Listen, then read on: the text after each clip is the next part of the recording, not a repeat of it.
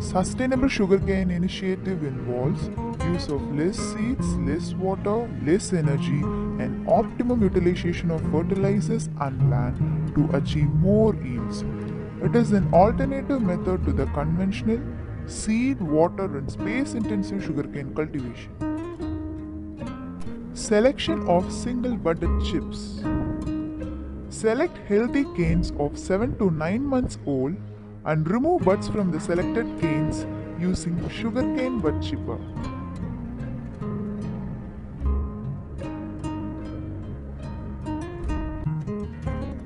Bud treatment. The buds are treated with 1 kg urea, 50 gram carbendazim and 200 ml of malathion, which is dissolved in 100 liters of water. Then the buds are soaked for 15 minutes and shade dried. To induce germination, the treated buds are placed in a gunny bag for 3 to 4 days. Nursery. For raising the nursery, take well decomposed cocoa pith. Fill half of each cone in the tray with cocoa pith. Place the buds flat or in a slightly slanting position in the cones of a tray. Cover the bud chips in trays completely with cocoa pith. After filling all the trays, place them one above the other and finally keep an empty tray upside down at the top. Then the trays are wrapped tightly with polythene sheets to create high temperature and humidity.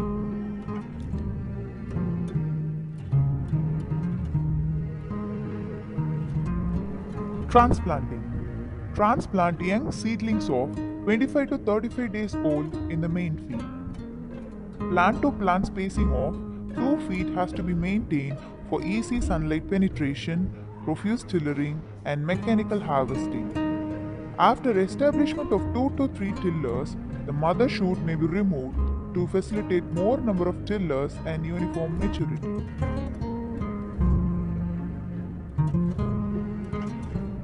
Main field preparation. Tillage operations can be carried out using harrows or rotavator.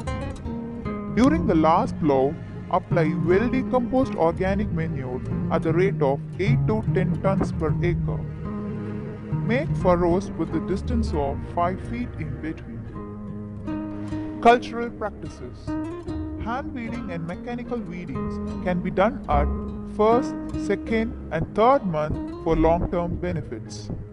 Trash mulching is important in sugarcane cultivation as it checks weed and provides needed moisture.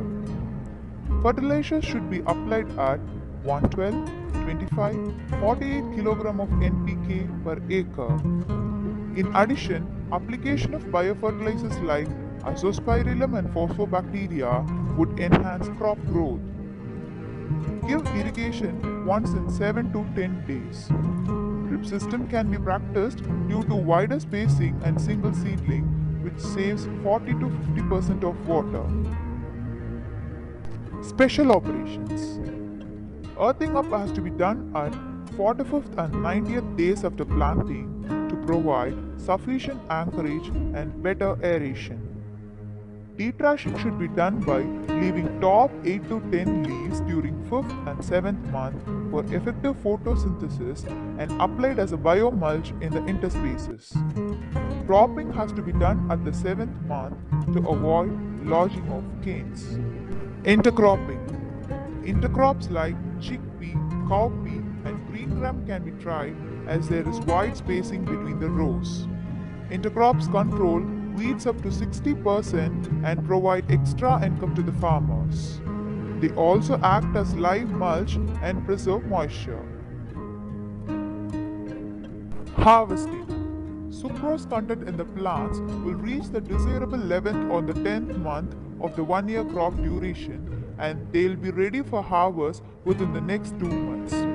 This method gives 25 to 50% higher yield than conventional method.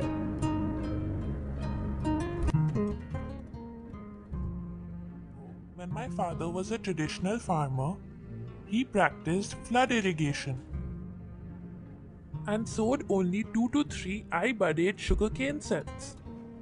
The field looked full and green, but the yield was low and millable canes were less in number. This didn't help us earn enough. About new and effective methods of farming. This is called SSI or Sustainable Sugarcane Initiative. Through this method, our produce will increase and water will also be saved. Soil too will remain fertile. Hearing this, my father, by adopting SSI, made 4 changes to his conventional farming. Number 1. Today we use drip irrigation. It helps us save water and keep the root zone of the soil moist. Number 2. Seedling plantation is practiced. Rather than using 2 to 3 eye-budded sets for sowing, we buy 20-25 days old seedlings made out of single eye-budded chips from nursery and plant them in the field with moist soil. Number 3. A spacing of 5 by 2 or 6 by 2 feet is always maintained while sowing the seedlings. And number 4 is practicing intercropping. This means growing short duration crops like groundnuts, green chilies, or legumes, etc. in between the rows of sugarcane.